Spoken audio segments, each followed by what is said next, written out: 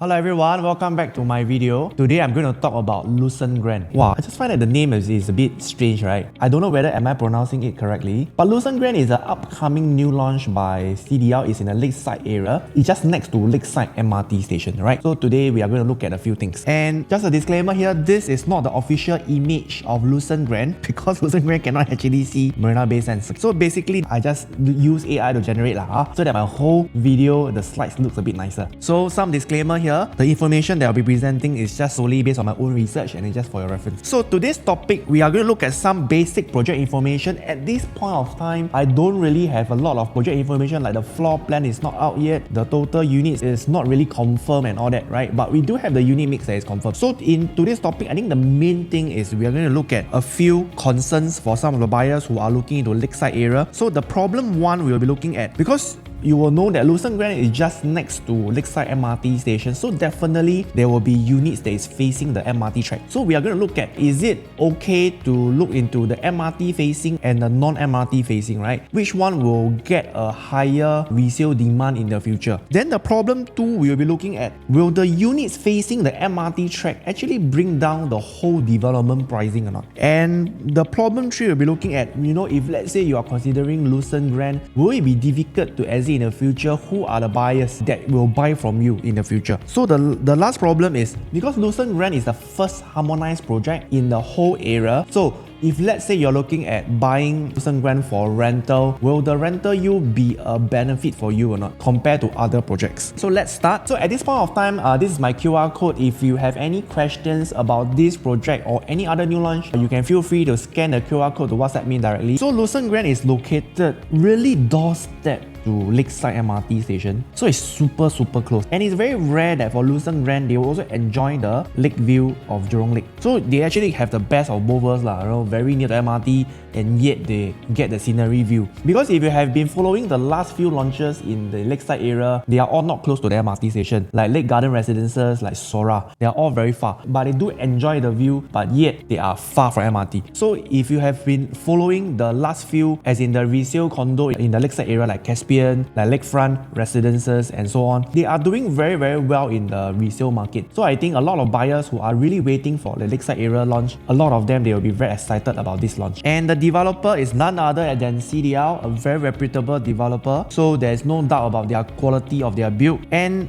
this is the unit size of Lucerne Grand. They have 2 bedroom all the way to 4 bedroom. They don't really have a 1 bedroom and a 5 bedroom. And this is a harmonized project. So what you will notice is that the sizes is a bit smaller. So what is a harmonized project? Harmonized project basically is the developer never include 2 things. 1, they never include the aircon latch. 2, they never include the high ceiling for penthouse. So these 2 are excluded from the total area size. So you can see that, example, a 3-bedder is 870 to 1000 square feet for a 3-bedder compact and a 3+ study. So that means to say that, the size that you are seeing is a bit smaller, but this 1000 square feet all are usable space. The next thing is that we are going to go into the first problem, is that the MRT facing versus the non-MRT facing, which one will have a higher profit in the future? So to explain this, right, if you realize that in some developments like Caspian, like Lakefront Residences, they do have units that is facing really right in front of the MRT track, versus there is some units that is facing away from the MRT track. So what we wanted to know is that if, let's say, on the balloting day, if you really need to consider for your own stay and you really need to consider the MRT facing, right? The key question is, can I still buy the MRT facing? Will I still have demand in the future when I sell it to buyer? So this is the key question that you want to answer. And to answer this, we actually use a past data to analyze, will there be any demand in the resale market or not for the MRT facing? So I use Lakefront Residences. So Lakefront Residences, they actually TOP in 2014 and they have 629 units. And Lakefront Residences is next to Lucerne Grand, so they also have the same attribute of facing the MRT track. If you see, the units here are facing the MRT track, and the face MRT track, let's say a level 9 unit, a 3-bedder, about 1000 square feet. The seller actually bought at about January 11 at 1.023 million, and it sold in 2024 for 1.7 million. And if you look at the non-MRT facing, 1 floor higher, level 12, same size, 1000 square feet, bought around the same time, December 2010, for 1.068. So what we can see is that the non-MRT facing, definitely they will cost more to buy. So in this case, it costs about 40,000 more. And in the resale market, interestingly, right, in the resale market, the better facing, they sell actually lower. They sell for 1.678 million. So what does this actually tell us is that if you see that the non-MRT facing, the buyer actually spent 45,000 more to buy a better facing. And the buyer paid about 4.4% more to get a non-MRT facing. But in the resale market, the MRT facing actually gained 11% more. So what does this mean is that the buyer effectively paid 4% more to get a better facing, and in the resale market they didn't sell higher but they sell slightly lower. So what does this mean is that a lot of buyers, when they look at the lakeside area in this example, is that the unit itself that is facing the MRT, a lot of buyers, they, it's not a very big concern, because I think the unit itself is actually facing really very close to the platform station already, which means that a lot of trains, when they are approaching the station, when they are reaching their unit, the train already slow down, so it doesn't have a lot of very loud noises compared to a condo that is facing an MRT track, and the track is a distance away from the station, which means that the train, when it run past your condo, it is already in the process of speeding up, so it will cause a lot of train noise. So in the lakefront residences, what I can see is that, interestingly, it's not a very big concern, and in the non-MRT facing, the seller actually sold lower than the MRT facing, which is a very interesting data. And the next thing we're going to look at, let's say, how about a two-bedder, right? So a two-bedder, I use another development which is called Caspian, which is just next to lakefront residences, also facing the MRT track. So you can actually see that, there are some two-bedder that are facing the MRT track, and the one behind is facing the Yuanqing Secondary School, which also have a very nice unblocked view. So in this example, a level 12 unit face MRT track, 1001 square feet, bought in July 2010 for about 776k 776 PSF, sold for 1129 per square foot in 2021. So another unit that is facing away from the MRT, level 3, although it's a lower floor, I tried to find data for the for the same similar unit size. I'm not able to find so in this case, I try to find as close as possible a smaller unit size who bought at 872 per square foot. So you can actually see that we don't look at the quantum because the size is not the same, but we look at the per square foot. Definitely the buyer actually paid about 100 per square foot more to get a better facing, and the seller actually sold for 1,002. So similarly, the seller also sold higher for a better facing. So what does this actually mean, right? So that means when the buyer buy from developer, the buyer actually paid 6% more to get a non-MRT facing. So in the Caspian example, right, so we can actually see that the buyer actually paid 6% more to get a non-MRT facing. And in the resale market, the buyer also make more profit, about 11.8% more. So what does this actually tell us is that between the MRT facing versus the better facing, most buyers in the resale market, they can accept about 11% price difference. They can accept that. When Lucerne Grand is launched and all that, if let's say the developer, if they price between the MRT facing and the better facing, the best is 6%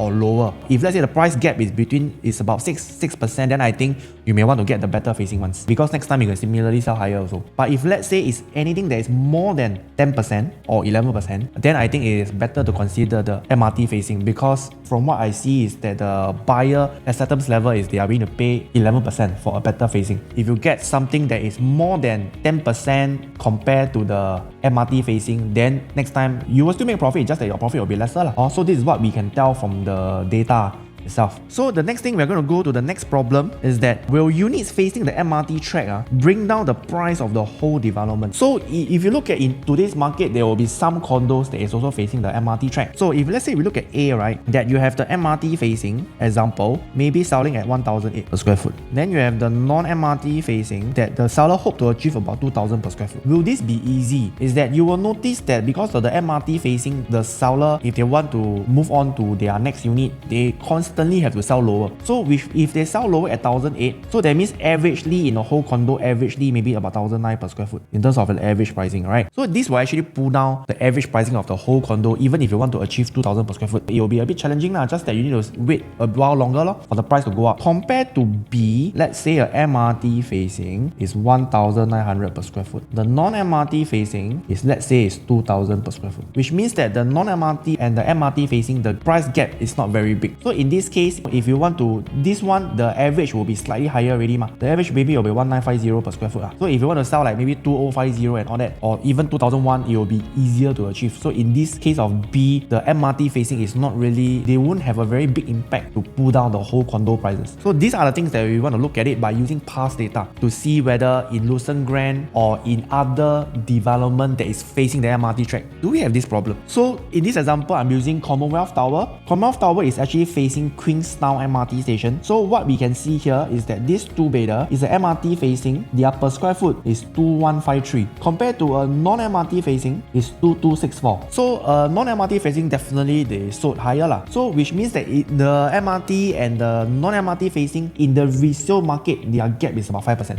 In this case, I see that the price difference is only about 100 per square foot lah, which is not very big. 5% I think is still quite okay. So what does this actually tell us is that the non-MRT facing definitely they will be the one who always break record. They will be the one always leading, and the one that is the MRT facing will be the one that is lagging. But they lagging, but they won't be lagging too far behind. The price gap is only 5% difference, which I think that in this example, the MRT facing is not really pulling down the prices of the whole development. And the next example, if you use Park Star, that is facing the Eunos MRT station in the east side, the MRT facing, right, in the resale market sold for about 2005 per square foot, 2516. The non-MRT facing, interestingly, they are selling very close to the MRT facing, which is 2564. So their price gap is very small, about 2% only. So what does this tell us is that in this example for Park Star is the MRT facing, for most buyers they don't really mind, and they benchmark the MRT facing and the non-MRT as the same price. And if you have been to Park Star before, you will know that the MRT facing is really quite far. There's quite a distance to the Eunos MRT station. So I think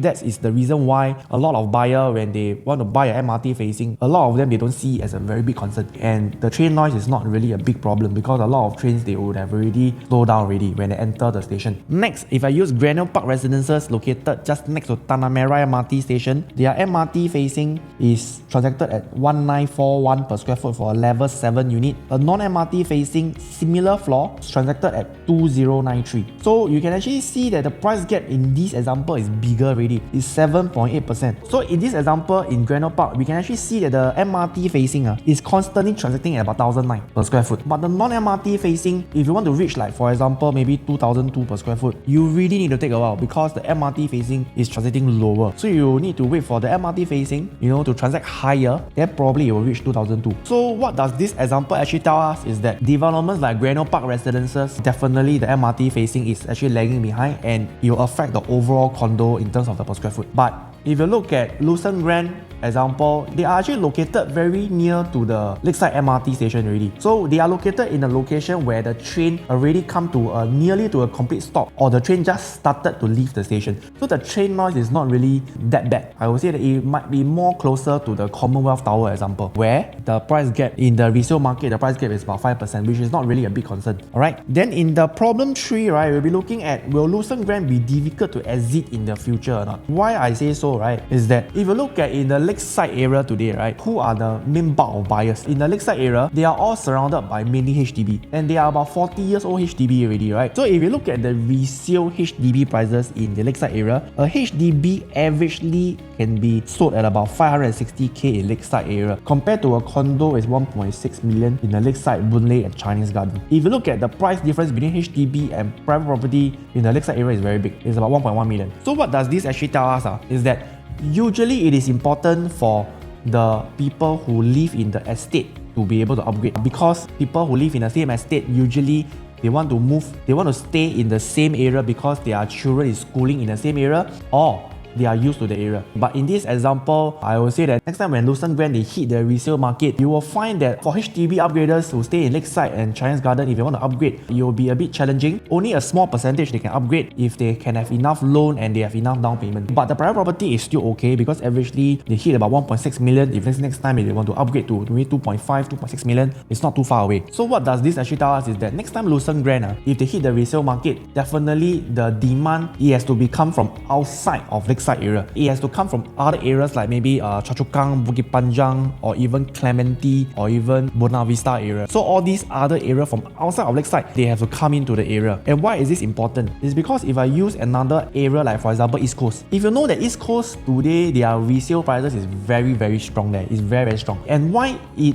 is so strong is because if you go there on weekend, Saturday, Sunday, you will see a lot of families, they like to spend their time there, running, they like to spend their time there doing cycling, right? They like to do activities there in the East Coast area. So the whole East Coast Park has actually created a very lifestyle for family who really like to spend their weekend there. And why is it important is because if the family like to spend their weekend in a particular area, for example East Coast Park, very naturally they will look at the condos around East Coast Park and they would like to move there because they like the area there. If they like the area there, that will actually help to bring in the demand. For lakeside area, definitely we need to see beyond, is that the government actually have planned, in the lakeside area is the Jurong Lake transformation, right? If you look at the Jurong Lake transformation, if you have noticed is that the government actually have plans in the Jurong East area to have the largest CBD outside of Raffles Place. So what does this mean to you? Is that next time you will have a lot more people who are working in the Jurong East area, and especially important for people who today don't live in the west side. Example, if they live in Tampines and their workplace is in Jurong East, will they want to move to Jurong East next time or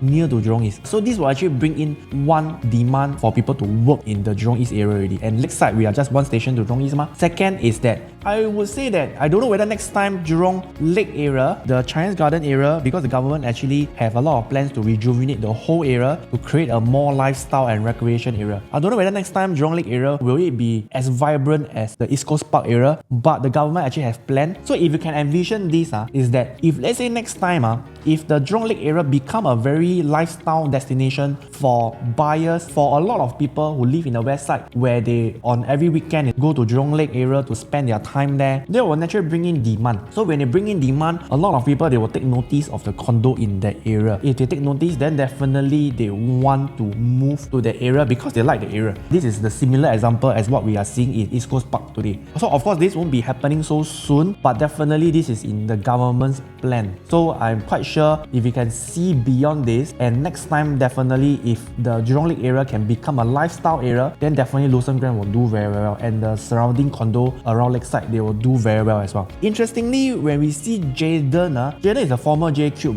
Jayden is a bit crazy in terms of their acceptance level for some of the buyers. Is that Jayden has already touched 2008 per square foot. Can you imagine that? And Jayden, if you see their average prices for their 3-bedder, at least 1,000 square feet and above, Jayden has already touched sold 3.2 million average price. And Sora is 1.64 and Lake Garden is 2.3 on average. So we can actually see that Jayden has already touched a very high prices for their 3-bedroom or 4-bedroom. In this example, is that a lot of buyers, they do see the transformation in the Jurong East area and the lakeside. That is why they are willing to buy at a higher price in the area. And you will notice that in Jayden, more than half, about 61% of the buyers who buy Jayden are private property owners. So what does this mean? Is that the Jurong East area is mainly fueled by buyers coming from outside the region, and I believe a lot are coming from the Punggol Sengkang side because HDB prices there is generally higher, and they are the one that has a lot of newer BTOs, and they are the largest area that is buying up most of the areas in Singapore. So that is the reason why, and this is a very good example, is that next time in the resale market, if the government can transform the Jurong Lake area into a very lifestyle location, then definitely you will start to see demands coming in, not just from the lakeside area, not just from the west side, but from other areas like the north side on the east side area that is coming in. So of course this is something that you need to envision beyond this, but I think Jayden has showed a very strong example into the demand in this area. And the next thing we are going to move into problem 4. Problem 4 is that if let's say you're looking to buy a unit in Lucerne Grand for rental, where Lucerne Grand is the first harmonized project, will it help in the rental yield or not? If you see what is the average 3-bedder rental in the lakeside area is about 5,200. So generally a 3-bedder rental can rent out about 5,200 in lakeside area. So if you see Sora is a non-harmonized project. Right now, their average 3-bedroom that is at least 1,000 square feet is transacted at about 2.5 million. And their rental yield is about 2.4. For Lake Garden residences, is about 2.4 also. For Jayden, it's about 2% because their average prices is higher. And Lucerne Grand, because it's a harmonized project, and you see their 3-bedroom plus study, biggest is 1,000 square feet. And they never include aircon latch and the high ceiling anymore, right? So very likely, I think based on my estimation, the per square foot might be from 2,200 to 2,500 per square foot. So averagely, it might hit about 2.4 or 2.5 per square foot on average, which means that the rental yield, you can see that is higher already. It can be ranged from 2.5 to 2.8% in terms of rental yield. What they can tell us is that because the project is harmonized, and being in a harmonized project, because the size is smaller, and the size is smaller, which means that the entry price is lower. But this doesn't mean that the rental they will collect next time will be lower than compared to other projects. So the rental will be the same. If the rental just stays the same, your rental yield will actually go up already. So a harmonized project will definitely help in terms of rental yield one. Alright, so if let's say next time for Lucerne Grand, if they have a higher rental yield, it will be easier for you to sell to investors if let's say they are looking for higher rental yield. So that's all for my analysis for Lucerne Grand. If let's say at this point of time, if you have any burning question, feel free to scan the QR code to connect with me over WhatsApp, or we can connect again once the floor plan is out. Then we can actually look at which floor plan is the best that will suit your family needs. Alright, so that's all. I will see you in my next video.